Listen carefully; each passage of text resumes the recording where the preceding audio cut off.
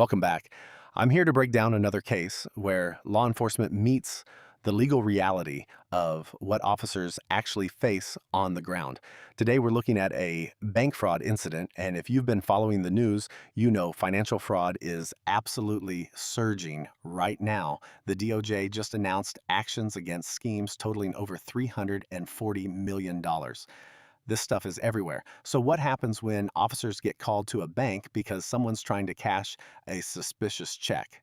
How do they handle it legally? What frameworks guide their decisions? That's what we're unpacking today. I should note, I'm not a practicing attorney, but I've spent years studying constitutional law and police procedure. We're going to analyze this through the lens of Graham v. Connor and Terry v. Ohio, the actual legal standards courts use, not what critics wish the law said, but what it actually says. Let's see how this unfolds together. If you love exploring body cam footage just like me, then hit that subscribe button. Thank you. You're welcome.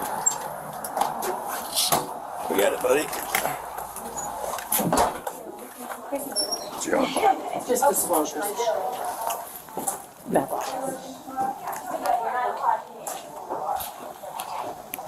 Hey, you're out with. Hey, Travis. Hello. So I have just information here that's not matching on our system. I understand you've been to other branches too, so we just wanted to get you. What's going on? Hi, I got that check from my employer. You have an ID on you? Yes, that's the ID. This is your ID? Yes. Okay. What's your name? Samaya. Your birthday?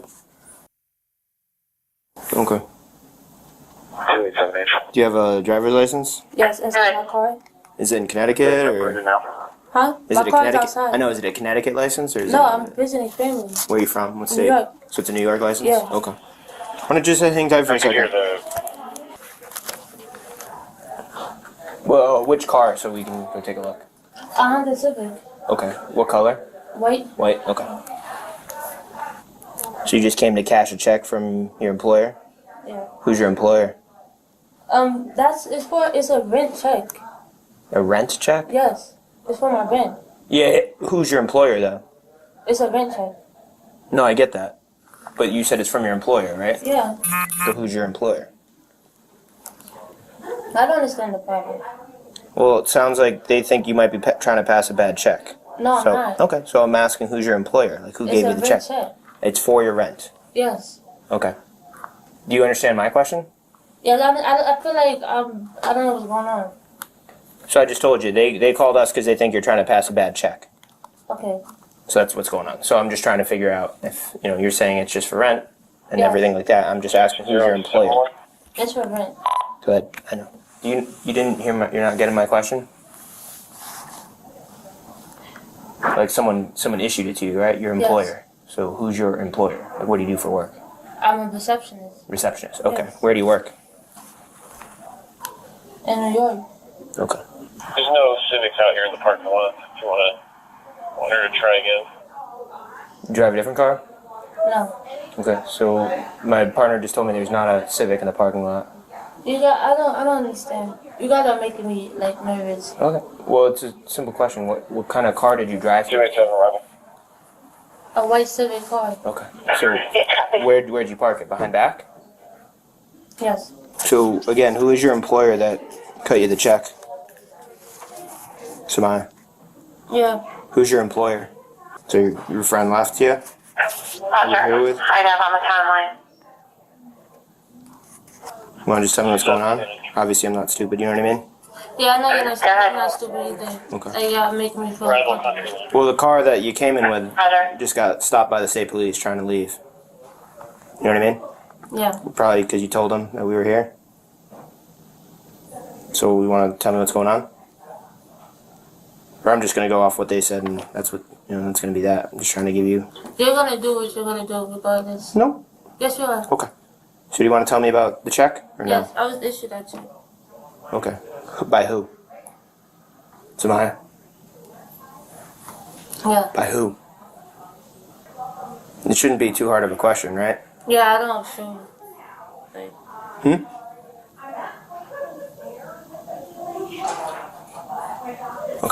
You can hang tight right here. Okay, so right off the bat, watch how this officer walks in. No aggression, no theatrics, just calm, professional engagement. And that matters legally because under Terry v. Ohio, officers can initiate consensual contact and ask questions without any suspicion at all. This isn't even a detention yet. He's just talking. Now, here's where it gets interesting. The suspect says it's from her employer, then it's a rent check, then she can't name who gave it to her. That inconsistency, that's exactly what reasonable suspicion looks like in real time.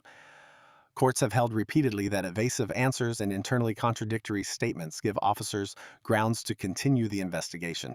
And notice when the officer mentions the car that just got stopped by state police trying to leave. That's huge.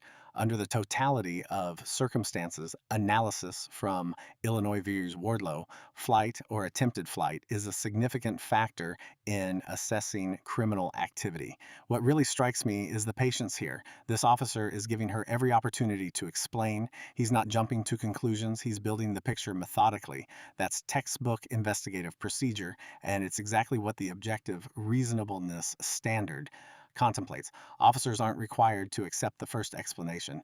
They're permitted to probe further when the story doesn't add up. So, can you explain what's going on? Yeah, so we have Another unit available for tomorrow. branches. I had 2 branches tell me that she had tried to go to their locations and cash the check, and we've already put a fraud alert on because that check does not match any that have cashed out of that account, so we can tell it's a counterfeit check. How do you do that? Just So like, we look at images of recently cashed items, and it doesn't match anything. The signature's not a match, so that tells us it's counterfeit. so the signature is not a match to the other checks that have been cashed by this account. Pull one up and print it? Yes. Yes, thank you, Jen. Thank you. I'll do Yeah. that. So, anyway, she came here and you... I saw her walk in, and Yeah. based off the description that Oh, was given, so we you were had given a description. We were all kind of already waiting. previously given information before she even came in about... Yeah. Okay. So she went to stores into the town, so I knew she was bound to come in this area, probably. So as soon as she walked in, we called. Okay. And then she was trying to cash this. Yes. And then you pulled up this account's other previous issued checks and the signature doesn't match. Correct. Okay. Yeah, and it's not the right style too. What do you We mean can by just that? tell, like, so like the security features in a different spot. That's another tell. Okay. Too, or like I don't know if it was in sequence. We also look at that. I'm Okay. not sure if it was. It probably wasn't. Okay. She might have gotten away with it at another location. Yeah. Would you be willing to give a written statement about everything you just told me? Alright. So, you want to tell me about what's going on, or no? Because what they're telling me is that you've been to a couple other M&T banks already, trying to cash checks, and they turned you away, and they notified other banks, and that this is a different signature than the typical ones on the account, and that the security features are different as well, and then it's out of order. So it's a bad check. Okay? Who are your 3 friends? Smile. Alright, we're done with the phone right now. Why are you doing that? We're done with the phone. Alright. You can either put it down or I can take it as evidence. What do you want to New do? York ID What do you mean? 825. I'm going to either seize your phone or you're going to put it down. Why is my phone bothering you? I can take it right from you. You know that? I don't understand why the phone is bothering you. Because you. We're not going to be texting someone else about what's going on, I'm okay? not texting anybody. If you pull out the phone I'm again, not- listen, I'm not listen, being listen. Stop. You are. disrespectful to you. Listen. Stop Oh. talking while I'm talking. If you pull the phone out again, I'm going to take it as evidence, okay? I promise you that. I'll go in your pockets and grab it from you. And then so see the security seal on a different side. I mean, the signature might have been traced, but it's off, and I mean, it's close. The security is a big one, though. Okay. Make sure she doesn't pull her phone out again. If she does, just take it. Okay? Okay.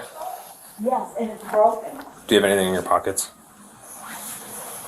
AirPods. What was that? AirPods. Can you just empty your pockets for me?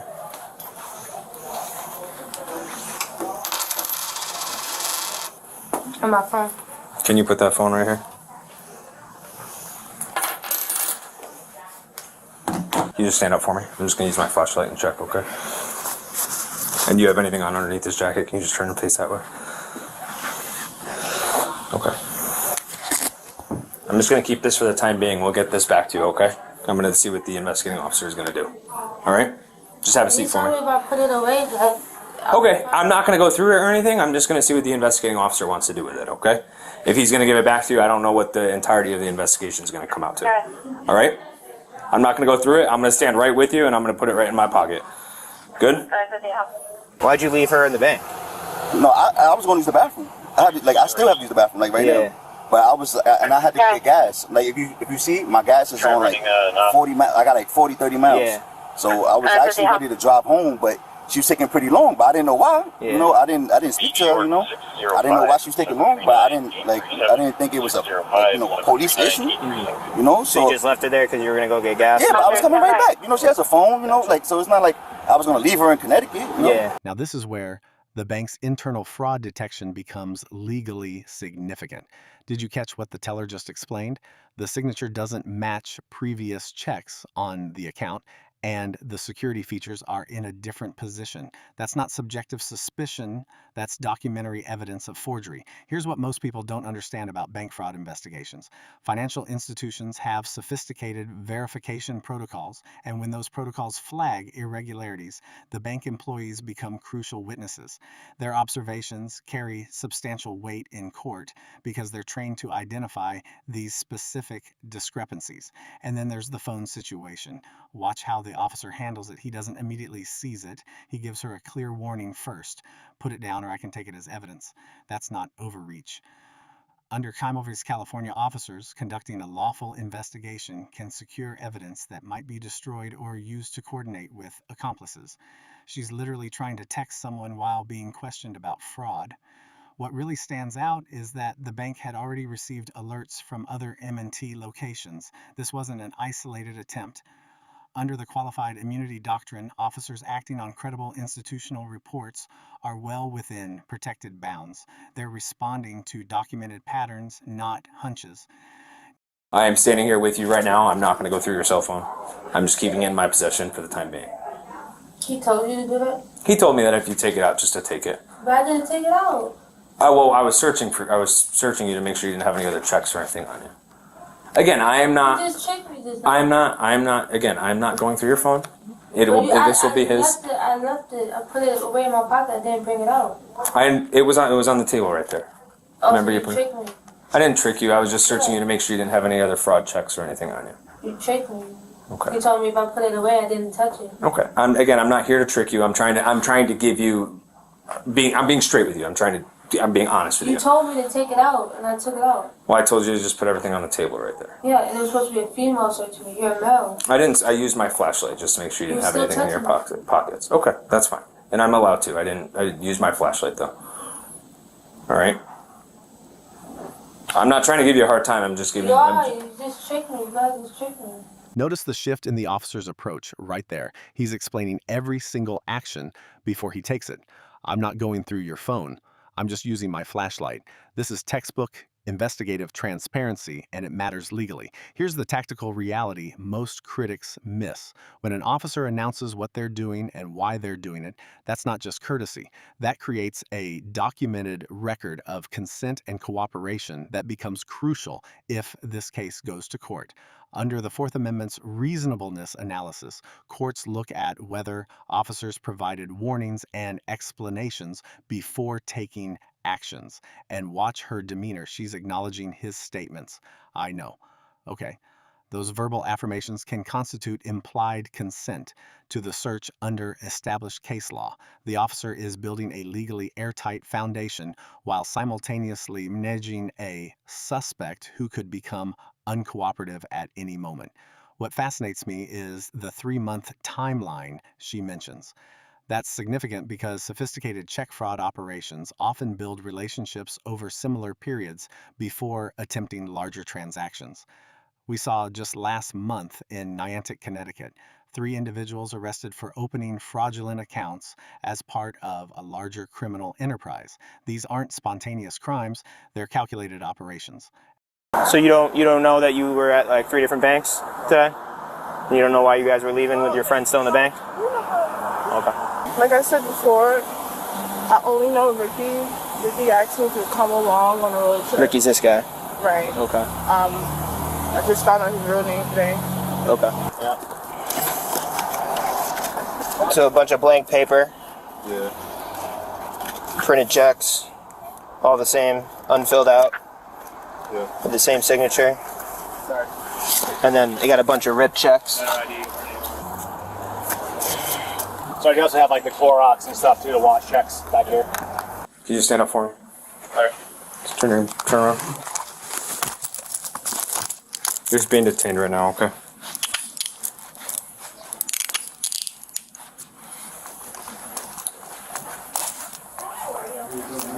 You can go around. Leave all these people.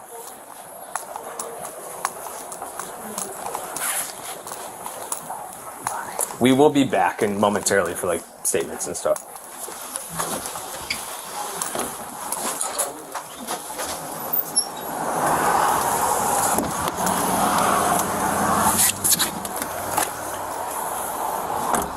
You need something? Asthma, can you please? You want the window cracked again? Yeah. Okay. Hi, I'll see you again. Hello. Hi again. So I actually got a little bit more information. Cool. What do you got? Also the info you requested about the actual customer. So I talked to the branch that's in Coventry, and the person that was in here did successfully cash a check at their branch. So I just made a copy of that for you. Okay. And I wrote down their phone number. So that was made out to the same name. And this is a copy of the check that they cleared at Coventry. That happened. And then this is the information for the account holder. The customer, yes. You guys want to press charges, I imagine, right? Yeah. I would think so, especially because she got away with it. So. We have this female as well. Oh, okay. Yeah. Oh, great. So, I know I saw the big yeah. presents outside. And are you able to see how many times they were able to successfully cash checks? This is the only transaction Okay. today. Yeah. Okay. If needed, would you be willing to testify? Sure. Okay. Thank you for getting here so quickly. Of course, And I've thanks called for before calling. and like we've never been successful. Yeah, it's tough, but We just see so much of it, and it's really frustrating Yeah. because it's a really negative impact on our customers. And Yep. We don't get to see it, so thank you. thank you. And we'll have a less event for us tonight because you're all done, right? Almost. Yeah. There you go. I hope your night's not too Yeah. busy. I don't know how much longer you have left. A while. It's Good alright. luck. Thank you so much. Oh, of course. I'm not a snitch. I'm not none of that. You know, I'm a man. For the other people you're with? Yeah, I'm not making the case. I'm not gonna say anything that put anybody else in more hot water. Sure. You know, I'm a real man, so I'm gonna stand on what I say. I need a lawyer. He's saying that he's gonna get a record deal for, he was working for like Warner, and he's gonna get work for Universal first of the year for like records and music and stuff. So what the hell are you doing? Seriously, man. You better not leave me here, babe. They're in here. Oh, they in here? Where? Ready, man? There. Ray, don't leave me here. I swear to God, never be in front of you. Huh? Bro, my bill is 25-000. Yeah, don't leave me. And there it is. The full picture finally comes together. What we just witnessed is the culmination of methodical police work, meeting documented institutional cooperation, the bank representative confirming they're willing to testify. That's not a small detail. That transforms this from a he said, she said situation into a prosecutable case with credible witness testimony and documentary evidence. Let me step back and put this entire encounter in perspective. From the first moment officers arrived at this bank to this final handcuffing, we watched a textbook example of how the legal system is designed to function. Every step these officers took was grounded in established constitutional doctrine. The initial questioning fell squarely within Terry v. Ohio parameters. The continued investigation was justified by mounting contradictions and documentary evidence of forgery. The search of the vehicle was supported by the totality of circumstances, including attempted flight by associates. Now, here's what the suspects are facing. Under federal law, 18 U.S.C. Section 1344 bank fraud carries penalties of up to 30 years imprisonment and fines up to $1 million. But it doesn't stop there. The presence of blank checks with identical signatures, the Clorox and sanitizing materials for check washing, multiple individuals operating across different bank locations on the same day. This isn't simple forgery. This is conspiracy under 18 U.S.C. Section 371. And that suspect's statement at the end, I'm not a snitch. I'm a real man. That's the code of the street meeting the reality of the courthouse.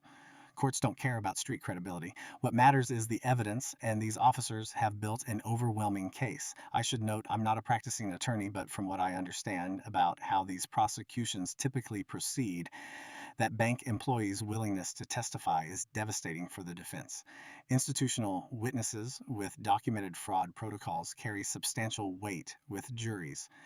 What strikes me most profoundly about this case is how it demonstrates the intersection of lawful policing and civil liberties working exactly as designed.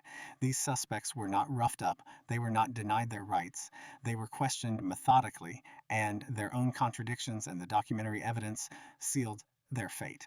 The officers maintained professional composure throughout while building a case that will almost certainly result in conviction. This is what critics of law enforcement consistently fail to understand. The system isn't arbitrary. It's built on decades of Supreme Court jurisprudence calibrating the balance between officer authority and individual rights. Graham v. Connor established the objective reasonableness standard precisely because courts recognize that officers must make split-second decisions with imperfect information. These officers had far more than reasonable suspicion. They had probable cause, supported by physical evidence and institutional confirmation. Looking at the broader landscape, we're seeing a surge in sophisticated financial fraud cases nationwide. Just last month, the DOJ's National Fraud Enforcement Division announced actions against schemes totaling over $340 million. Bank fraud operations like this one are becoming increasingly organized, and officers need the legal latitude to investigate them thoroughly. So where does this leave us? The suspects face serious federal charges. The officers performed their duties within constitutional bounds, and the bank's fraud detection protocols prevented what could have been a much larger financial loss. This is lawful policing in action, not perfect but constitutional, and that's the standard that matters. For those watching, I encourage you to continue exploring these intersections of criminal procedure and constitutional rights. The law is complex, but it was designed with purpose. Understanding that purpose helps us evaluate these encounters not through emotional reaction, but through the lens of what courts have actually established as permissible conduct.